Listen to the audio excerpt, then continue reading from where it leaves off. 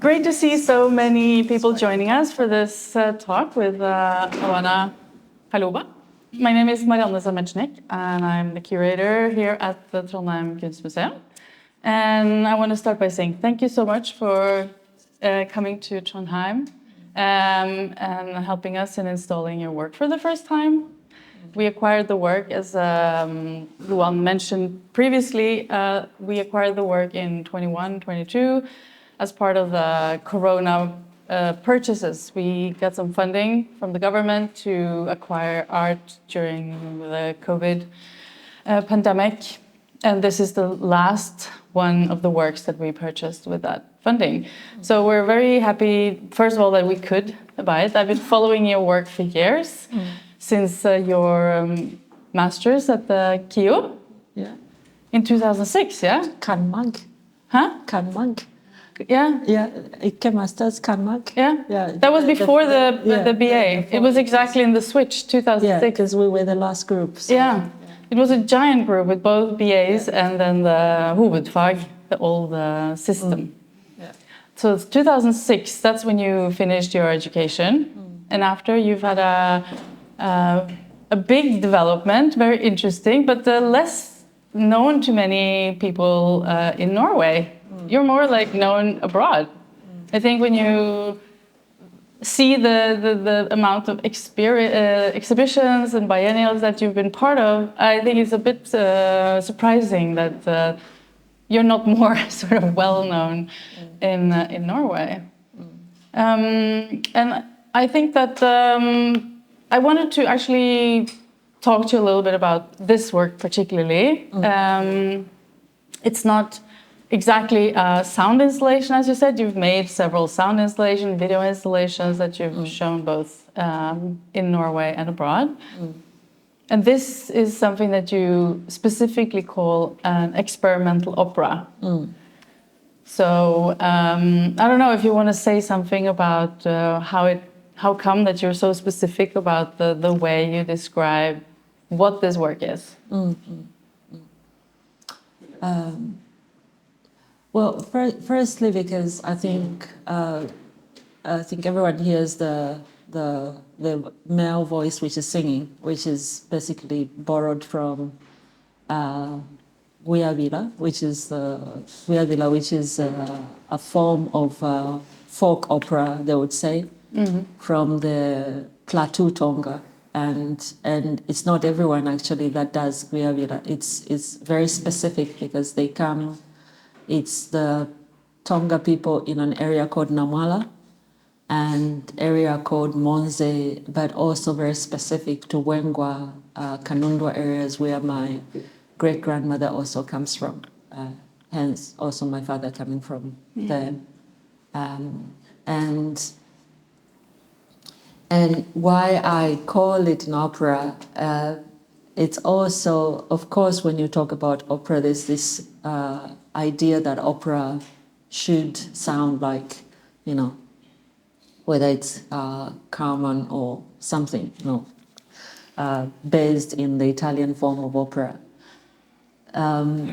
So I was interested, first of all, to deconstruct where opera was from. And opera, the way we know it, was also the people in Seville sitting and trying to make pure art from Greek tragedy, which, of course, you can compare it to Yoruba tragedy and different forms in that part of the world, which means West Africa.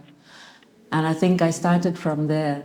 And for me, I think when I started looking at it, I realized that there are different types of operas, actually, which have been performed, and also reading from Wole Soyinka, the Nigerian Nobel Prize of Literature winner, who writes also comments about different type of opera which is found in West Africa. So I think all these elements, kind of gave me some kind of confidence, to pick it as a form which I was going to follow. But I called it opera, an experimental opera, partly because it so happened that Corona happened, and this idea of bringing performers from outside didn't work. And then I needed to find a way in which I could extend the bodies of the actors and the performers I needed into objects. So this is why it became experimentality is in also the body becoming an object and the other way, and it becoming complete when you listen to it.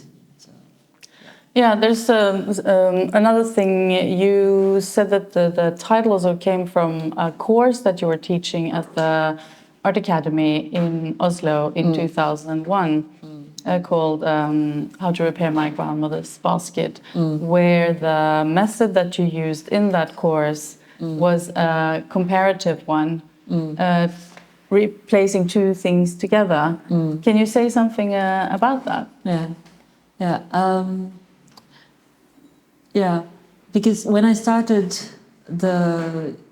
I'm sure everyone has read that this conversation or research behind the work comes from this long process of research I've been working on, which is actually called negotiating the Sato encounters, because I'm putting two positions which then I play around the similarities and also the differences. But when I was invited to teach a course at Kiel, then I wanted to see in what form, if I was going to teach what I'm researching within a classroom or share. Because not teach, I think we stay away from teach, let's use the word share. Yeah. Because I believe that in sharing or in the methods I'm sharing is that I'm neither a teacher, or a learner, that I can traverse both positions. So this is why for me sharing becomes much more interesting word to use. So that was the first stage. And then the other stage was trying to look for words that would bring us together. And I understood that everyone, it doesn't matter whether you're an orphan or not, or even an animal, that somehow you've had a grandmother. And that is an experience or a position which everyone of us has. So, as a biological fact. As a biological fact. And so that becomes a connecting idea. And then baskets is, every culture has a history of basketry. Yeah. It doesn't matter what kind of material, whether it's willows or ilala palms, like where I come from. So I thought that, okay, this would be part of it. And then weaving, which is bringing things together. So that's where all this coming from. And then repair, and the pairing, which I've explained in different ways. Mm-hmm. And then the which is the care.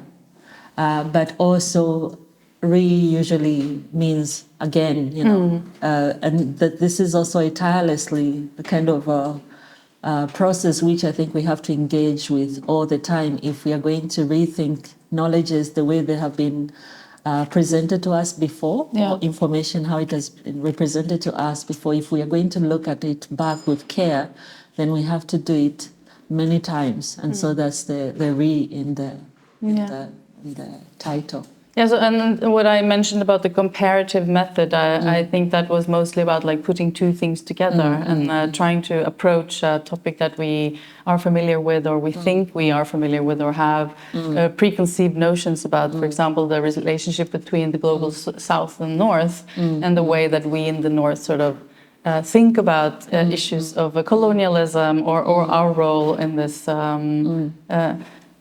world, in general, that you've used the word exceptionalism, that there is a sort of Norwegian sense of exceptionalism where we are outside of these issues that are happening in the global south, and that in the end a lot of your work is dealing with trying to approach this in such a way that we, the Nordic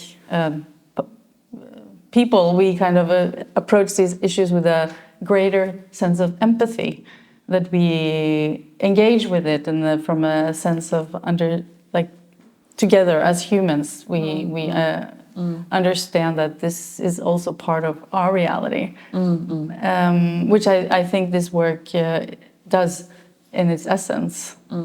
I also wanted to talk about this, about the care issue, because you are doing your PhD at the University of Bergen, as you said, negotiating the subtle encounters, and in it you do refer to the poet Harry Garuba, who said that his definition of decoloniality or decolonialism as putting the needs and interests of the epistemologically disenfranchised at the forefront of knowledge production. And that in that is an aspect of care. And I think I read sort of a little bit between the lines when you said something that there might be not a conflict of interest, but in an academic knowledge production and knowledge creation as you're engaging in with your PhD, and I think as an extension in your artistic practice, how do you do both caring and this more academic knowledge production? How do you think of those like nuances of awareness of care, but at the same time you're able to write about something in an academic way? Because part of your PhD is also an academic part. Is that an issue? Well, I think to think about, I think one has to also reflect on positionality. There are different ways in which one perceives something. One exercise which I like to do with most of the courses I teach is to bring a small box or an object and then make people stand at different angles and then ask them if they can describe to us their truth from where they're standing, by looking at that box. And obviously their truth is not going to be the same as the person who's standing on the other side. So they are also going to have their truth. And then, so these people are sitting in that community. And then if we, talked about the box, which was maybe we asked somebody to come into that room and then we move the box. And what they saw is us moving the box. They didn't really encounter the box as the people standing on the four sides of the box. So the way they are going to talk about the box, will be different. Yeah. First of all, they are not going to have the truths of the other four people in the place, They are going to talk about the box maybe partly from how the other people talked about the box without an experience. So that already means that you don't have the kind of the reality. Or the first-hand experience. The reality of that situation. So you're writing it from a certain point of, also expressions or kind of reactions, which basically maybe you also don't understand because you're reading it and also in, I guess, again, a second position. So this is what is also with most of the knowledges today, that when they were written, for instance, especially those that are coming from kind of oppressed epistemologies, is that they were written on second hand or didn't even see how the people reacted to the object, or maybe they took the object and started writing about it and misreading what the object is actually doing. So when you start working with that, then you realize that for you to get some kind of truth, I know that it's very difficult to get the whole truth because some of the objects or some of the knowledges is not being used in the environment and the situations in which it was made for. So we are also reading through history. So even if we were to recreate that, we are still going to have gaps. So we might be able to suggest with the help of oral citation, which helps, it fills in that gap of the human experience. And for me, this is where I also think that within academic writing that literary citation and oral citation should be seen at the same level, because that means that we are able now to think of the care. That's, first of all, understanding positionality. Yeah. So because, And then, because when you understand positionality, then you care for where the knowledge is coming from. You consider where the other knowledge is coming from. And that orality that is filled in that knowledge comes, part as knowledge, which is also has a value, the same value as the written knowledge. Yeah. So interesting. I don't know if that is... No, absolutely. And I think that exactly this understanding positionality is very much a key of this work as well. Because you are actually... as you say, the basket and the grandmother are images, or they're things that we all can relate to, and the weaving together, meaning that you like to look at human aspects of human existence that actually bring us together more than with the direct experience, more than handed down to us knowledges or ideas or things that we kind of take for granted or don't question. But also maybe as the basket as the history, kind of the histories we carry. As I said, that basketry as a form of practice, it exists everywhere. So it has its own history, and usually histories within the same, within the specific spectrum that which can be discussed or engaged with.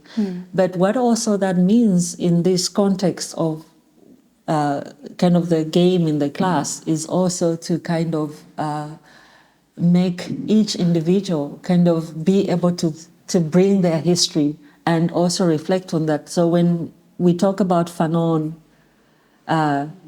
within a Norwegian context where I'm discussing, but with the aid of Bjørnson is there to remind, the Norwegian of their own history, to evoke some kind of empathy. That's what, in a way, like Bjørnson within the Norwegian context for me is to try and activate something which is there. So this is also where the comment of Norwegian exceptionalism, as I say, which is also not actually my term.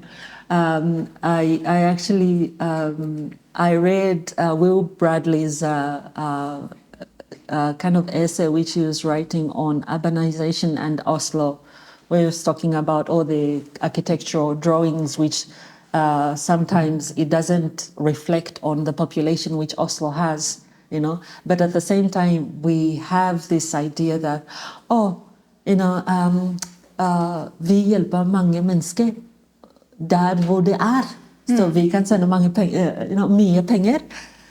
You have this kind of saying like, du vet, alla, we are all the same here, Everyone is the same, I have kids as well in primary school, so you have these conflicts where everyone is made to believe that everyone is equal, there's no difference. But what actually that does, it erases kind of those kind of hard kind of, or the differences which are there, which can be actually discussed in a much more kind of open and care. Then we don't talk about them, and then we have a problem later on. Yeah.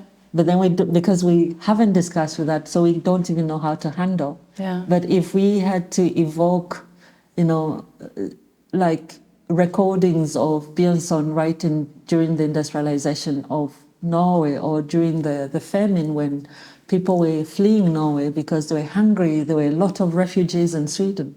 So to understand that we've also had this history, then we can understand why somebody is swimming the waters to get somewhere for safety, because where they are, there's no, kind of safe situation for them. So, yeah.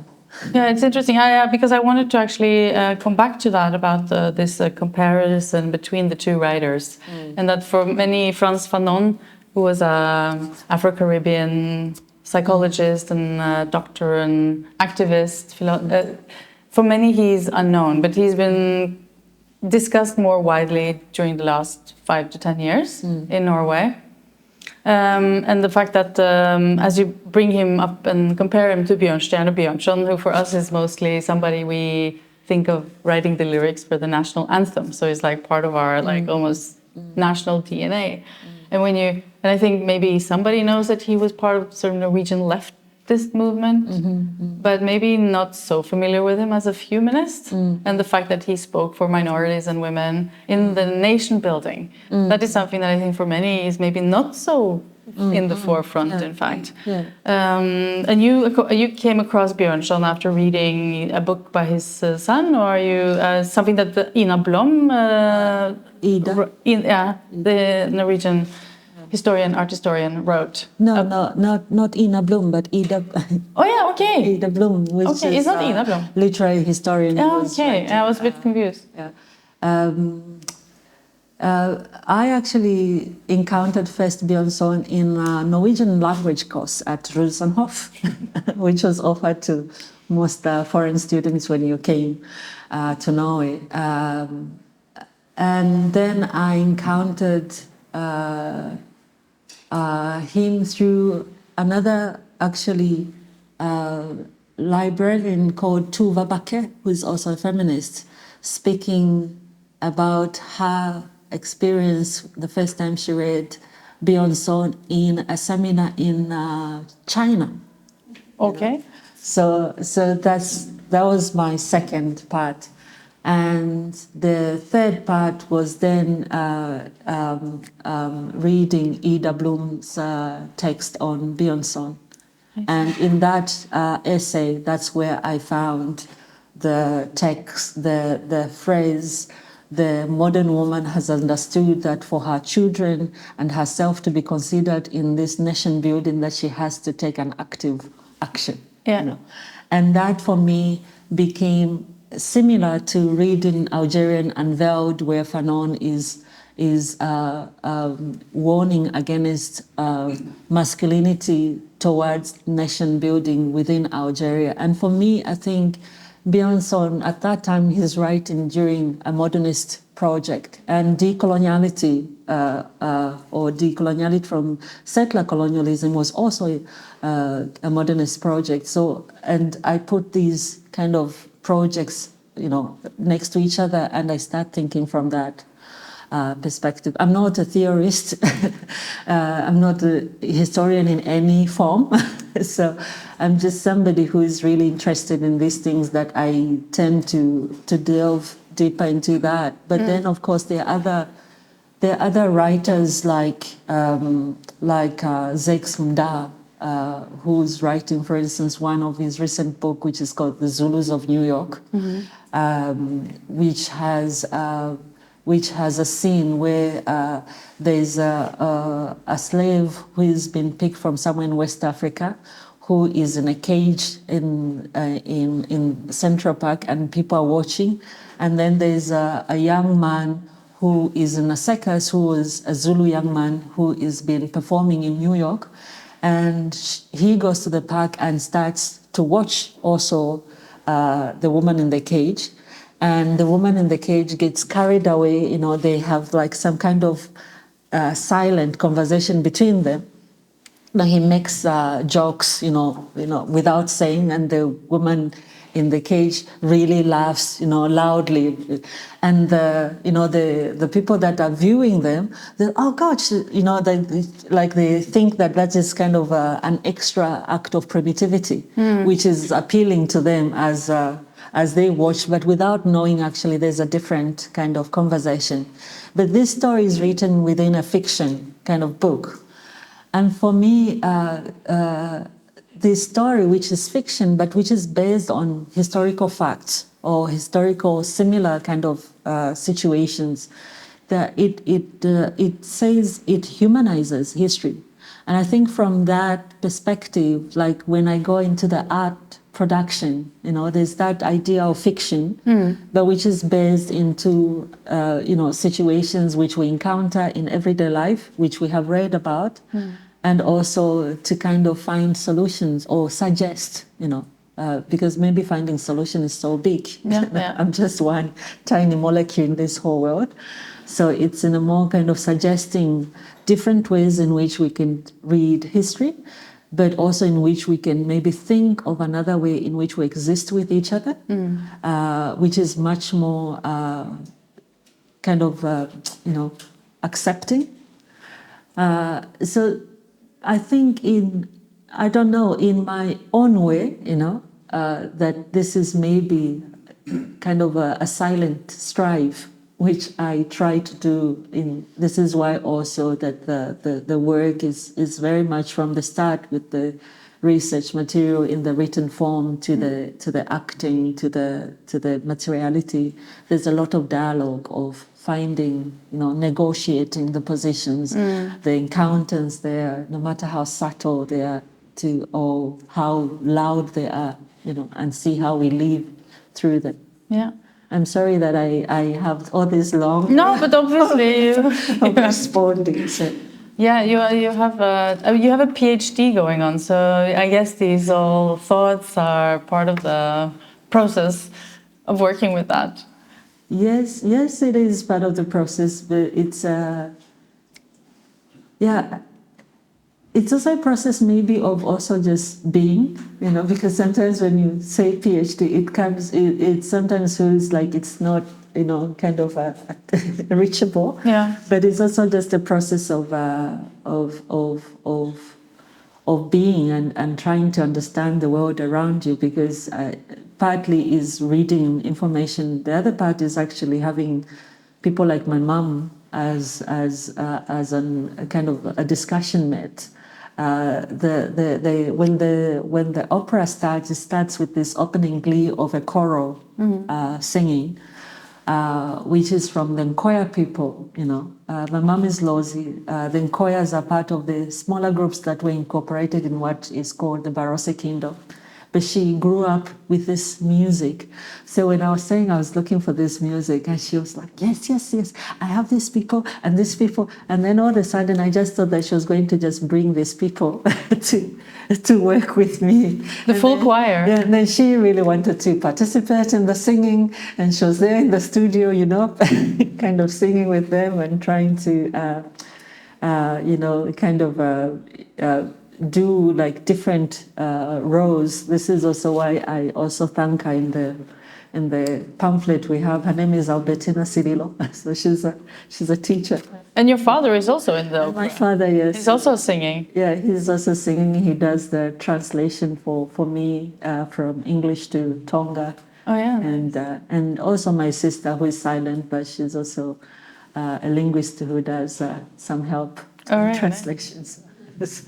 Yeah, tell me a little bit more about the process of creating this work, because you made it for an exhibition at Koda in Bergen.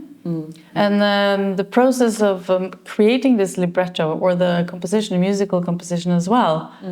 Could you say something about the stages and the process of creating that? Yeah, I think like when it comes to the because as I said that I had this idea that I wanted actually to make the opera on stage. I had everything. I was planning for the opera on stage, but a different type of opera, on stage. And then of course Corona happened and it shifted. But through that process, there was the process of understanding, going back to the form, When it comes to the musicality of it, I also use a different the other Tonga, which we call the valley Tonga. So, and then understanding their cultures, listening. I remember that I was given like tape recorders by my uncle. I think that was in 2008. Which was just filled with this different type of singing, which they're actually singing themselves. So I realized I had this material, so I started kind of working with the kind of the voice in that way to understand how I'm going to use the voice and things like that. And then I wanted to make the music which was somehow relating to the drums the way I hear them, but I didn't have a drummer from here. So I asked a friend of mine, also a mentor, Siddiq Kamara, who is kind of a master percussionist from Mali, who's been living in Norway for a long time. And I gave him all these kind of piles and piles of Lovale drumming, for instance. and asked him to respond. So we had the process where we were just listening to the music. So the recordings that you had acquired from your uncle had these valley drums in them? No, they had the singing part. So oh, yeah, you had the singing part, and then you have the drumming part. But the drumming part, we didn't use that drumming part. We were listening to it, and then we wanted to respond to the drumming part. And then when it was responded, the first response, then we played it back, and then we were responding to the first response. And so all the kind of the percussioning and the other sounds which are thrown in, which is basically me playing with tools or me kind of trying to follow the response with my feet on a wooden plate to try and use my body to create the sound. So everything is made into layers of different responses. So in a way, almost like speak or call and you call back. So in a way to kind of create that dialogue. I don't know if it comes out in the music, but that was the process of creating the music. Yeah. And then it's the objects on the stage. Because one of the other opera which I borrow from, which is called Wudima, which is now being protected as a heritage form of art. And you describe that as a folk opera, a sort of folk opera. Yeah, because it's a way of retelling the tragedies of the community, and it's actually where culture, by the way, Tonga, which I call also we refer to them as the Valley Tonga. Or Mazambezi, because they used to live by the Zambezi River. This is why everyone referred to themselves as the Zambezi people. So you find them both in Binga in Zimbabwe and on the Zambian side. The population in Binga in Zimbabwe is smaller, so they are referred to as minorities. And they have this when they are performing Wudima, they use these kind of horn flutes, which they call nyele, and it's played by 100+ musicians, and they go, it's like pew pew pew pew pew pew. It's like everyone. It's like each flute has got its own tone, so it's like. And then if you have like more than 100 people just playing that, it creates that, and then it has this. The drum which follows it, and like then everyone dances that. And usually they usually do that in retelling the story, for instance, of the flood that killed so many people. It's when it happened in 1952. It was said that it's a flood that happens every 10,000 years. Okay. So it broke the war which the British were trying to make to create the Kariba Dam. And that also separated these people, but you still have their relations in between, over the border, and so, so this is where the flute comes in. And then I was thinking, because here in Norway as well, there's an instrument which is made out of a horn. Bukhun, yeah. So it's like almost the nyele, and the bukhun then becomes the speaker, the voice or the body that is on the stage. And of course, like I remember I was working with a sound engineer in Bergen, and I told him these are my objects and these are my bodies. And then he came and we worked through the night. He was so worried. He kept like, it's not going to work because this. And then we started now just playing like, pink sound from it. Yeah. And then when you start thinking of each material, the horn is made of keratin, and the thickness also determines the kind of the texture of the sound. And it was just interesting to see this man walking around the stage, excited, just hearing this, the sound of pink sound is just like. Yeah, just to test and so he was really excited, and I think that was also very nice to kind of like, okay, something actually, these things can do something. And then when you put now the sound that comes in, so it creates something else. Yeah. I don't know if it does the same for the people. No. So, but there are all these kind of different layered references from different, conversation, and also the writing of the libretto, because then I have to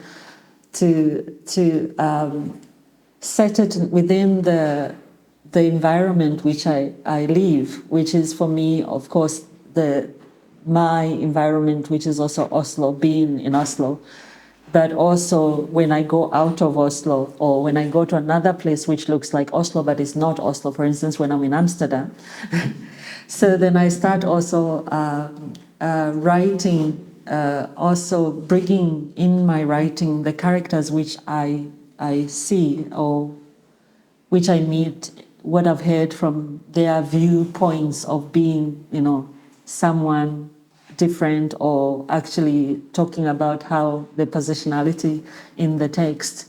So then the text also becomes very surrealistic, because you have this moment where it's like more cynical, like, me, I am with everyone. I actually like blue, the rainbow, actually, I'm not quoting it rightly, but but that's also to try and play with the kind of the cynicism. But then you also have this angry person who says, like, see me, and then the voice that comes with everyone, like seeing one is also being able to see everyone else, which again goes back to the philosophies which the opera, the Ubuntu philosophy, or the African philosophies. Because in my language, for instance, when I see Karen coming in, I say "Wawono muwabo," which means I see you, my friend, and then she's going to answer me saying,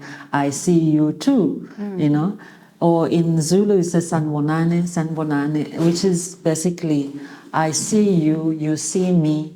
And then again in Luyana, my mother's language, the old Lui language, which is almost extinct, we say God, the curator, who himself is creation, which means you and me are creation. We are also gods in our own way. And we only, the idea of God is only when we die. So the God also dies with us. so in a way, that also means I see the God in you, you see the God in me. So again, doing all that kind of, non-hierarchical ways of approaching each other, which also, for instance, in most of our cultures, in Zambia, for instance, it's also part of the learning. For instance, we have a game which in my mother's language is ako, akate, in the text, I think. It's explained in the text. So ako, akate, in Bemba is icho, chise, which is where peers are working with knowledge, and logic. When I throw something, I come with a problem, but because we are a community, each one else has got a different answer, and I will pick the answer that works for that, to resolve that problem. So in a way, also kind of making you understand that sometimes solutions are based on the problem, and not like this solution, this is a hierarchy, this is the answer is this.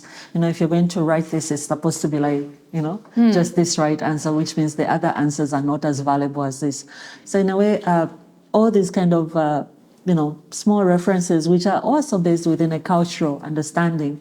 So this is where, if I had to fight for my research, orality becomes also a most important part of my research. So if a colleague who's coming from somewhere else is going to review my work, they also have to think about, the reality, or is it the ontology, axiology, methodology, epistemology, where my also,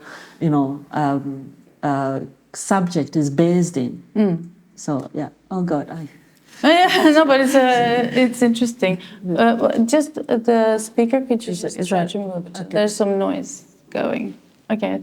Yeah, but also coming back to the see me part that you are saying, you called it also a healthy provocation. So with that healthy provocation of asking somebody to see me, I mean, this is how I read it actually a lot. That you are craving that somebody like engages and tries to see. And I also like the idea of this like healthy provocation, that it's something that you can really like. It's something that we need to do, obviously, but to ask somebody to really, really see you as a provocation, that's also an interesting notion to me. But I feel that your work also does that as a sort of overarching approach a little bit, that you're trying to change a mindset about how we think about these relations and this positionality between people. I wanted to, because it's already been 45 minutes, I wanted to quickly just ask if anybody has any questions that they can ask them now. Also, you were at the school for two days now at the academy in Trondheim. Yeah, I see my lovely colleague, Felix, and some of the students are here. Yeah. So thank you very much. Nice that you could go to and meet the students here in Trondheim at the same time, because you engage a lot with students through your work, because you're teaching at the Art Academy still in Oslo. Yeah. So. I think for me, I think teaching is also like, if I can do something. I was bragging so many times to my colleagues yesterday to say how I am so thankful that I had really great teachers at different levels of my my art education. So I think I always think that maybe if I can also share my own experience as a student, maybe it's also another way if I can do even a small token of what all the teachers in my life have done for me. So that's nice. Yeah. And I'm also going to mention that you're also sharing in other ways, because you're part of, you were initiated art center in Lusaka in Zambia. Yeah, in Livingston. In Livingston, yeah. Yes. Could you say something about like how that started? Well, thank you very much. So, Loka actually started as when we were students, because when we came here as students, we understood that, so there's an art history which is African art history. And we didn't have anyone which we can point from home in that art history. You know, there was Chris Ofili, which we were introduced. We even came to know that, there's Okwi Enwenzo. You know, I actually didn't even know that Okwi Enwenzo actually had visited Zambia in the 90s when he was working on the Johannesburg Biennial. So you find out that when you hear just in courses. And so then we started asking ourselves, which also a question which one of our mentors, and we call her the fossil of art history in Africa, which is Ngone Fao. So she asked the question, but do Zambian artists know where they come from? You know? At that time, I didn't even know that the first artist to get a DAD scholarship south of the equator was from Zambia. I didn't know that. So we started thinking like, so how do we engage with criticality and, to think of also other ways of creating within our own institutions. So I worked as a chambermaid in a hotel in Barum. Victor worked as an assistant. Milumbe used to deliver newspapers. So during the summer, we would put money together and we would go back home, then in Lusaka, and we would put together the money and we would do like workshops and things like that. And so that's how we started. And then in 2012 or in 2010, Bassam was creating Manifesta. So they decided to do like a revolving biennial in Africa. And they were going to start with an incubator in Lusaka. So it was a group of young curators. Gabi was them. Ngonefa was one of the mentors of that group. Jimmy Ogonga from Kenya. So in 2012, we did a research trip to Lusaka to see on how we can host this in Lusaka. It's like we were like at the forefront trying to do this. But that didn't come, it didn't fall into place.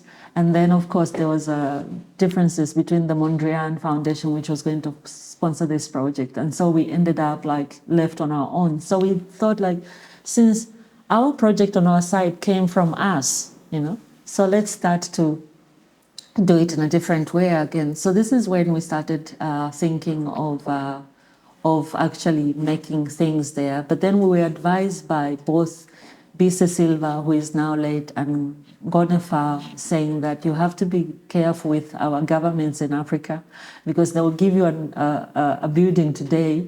Another regime comes into power 5 years later or 10 years later, they will take it away from you.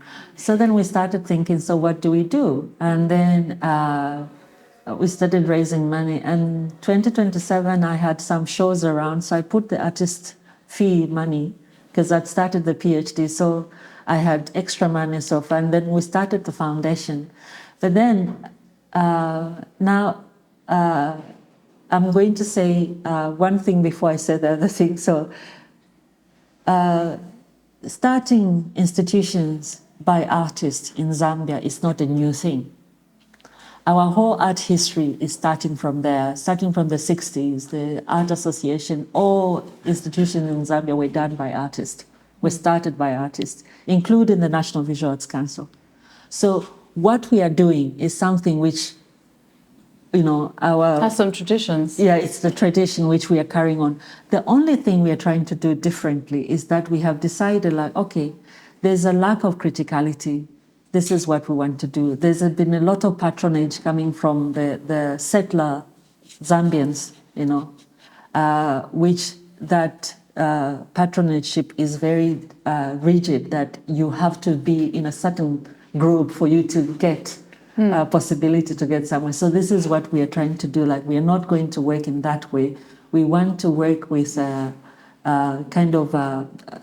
everyone, but also for Livingstone, which is also very different because at some point, Victor also started building in Lusaka, but we are sister brother institution, but at the same time we've got different. It's Victor Mutanashka who started the art center in Lusaka.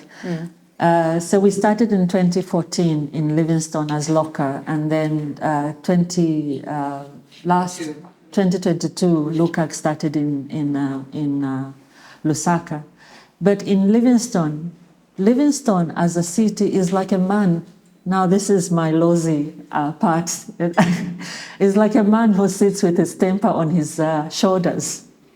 Because Livingstone is a town which, before colonialism, it was part of the kingdom. And by the falls, where what is called the drift, or where the curio shop is today, there was an art school and a trading, institution in which the kingdom was trading with countries outside, on the other side of the river. So you have that history of Livingstone, and also how the different groups of people are organized, the indigenous people of Livingstone. And then you have the settler colonialism, the first settler colonial people that came, or settler European people that came to Livingstone were the Jewish people. That came in the late 1800s, especially with the Sussman brothers, which were cattle traders. So that's the history of Livingstone. Then came the colonial government that came later, the industrialization of Livingstone. That's part of all these histories of Livingstone.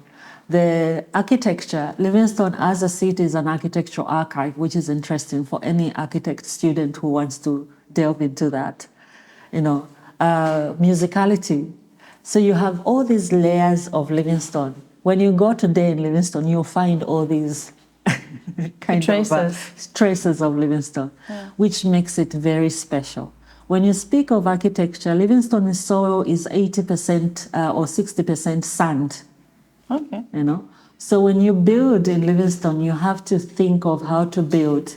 So when you look at the houses which are built in the early, from 1905 to today, the Heritage House, which is made all out of teak, is from 1905 and it's still standing. They are all built on floating foundations, because when it rains, they just move in the earth, you know? And the houses which are built later in the 80s, they are built with box foundations, so they are cracking, they are all destroyed. So if you go to Livingstone and you're going to work, make an art center, you have to think of all these knowledges which sit on Livingstone. So even the building which we have built is built on a floating foundation. It's built with two burnt blocks, because also it gets very hot. Livingstone gets very cold and it gets very hot. So to understand the climate and how you can use that to build. So this is what we've been doing. We also do kind of an alternative school, which we do there. And thinking of orality, which I talk about, like if we are going to teach, if we bring you, Marianne, to teach, I should also bring a person who they say is practicing witchcraft or witchery or traditional healing methods to come and teach in the same class. We have one of our alumni, Benny Blow Wanga, who is an interesting writer. If you go and look for Benny Blow, the blog, you're going to enjoy the writing. But Benny Blow's research is on indigenous religion kind of practices, which also touch on what Western anthropologists called witchcraft. And there, when Benny Blow is researching, Dr. Katungu, who is practicing healer, traditional healer, is also part of Benny Blow's supervisors. So for us, this is where we base ourselves. Like if we're going to look at knowledges, then we have to look at it on this side. So LOCA is such an institution which is trying to work in that way, that we also have to understand where we are and how we are going to have a conversation with the world. As I said, since the 1800s, the 1700s, Livingstone has been a transitory, starting with the tribes that were going up, migrating into Livingstone, the white people that came into Livingstone, the Indian people that came into Livingstone in the 1920s, even having an area today which we still refer as second class, and having a street which was called Bombay Alley. So all these layers are Livingstone. That's what it is. So I'm very passionate when it comes to that. So because it's understandably, I think it's a place where will be interesting for so many people. Of course, when you come in the city, for most people, they don't see this. It's like a village with one street, one beautiful street, actually, no potholes. Sometimes the roads in nowhere actually have potholes compared to what you find in Livingstone. But it's endured with so much history, people's history, modernist history, political history, colonial history, which I think people can engage it from different levels. Sounds like a very interesting place to be situated in. Yes. And to visit. You're very welcome. Thank you so much for your insightful talk. And thank you for coming to Trondheim. Thank you very much. And thank you for listening.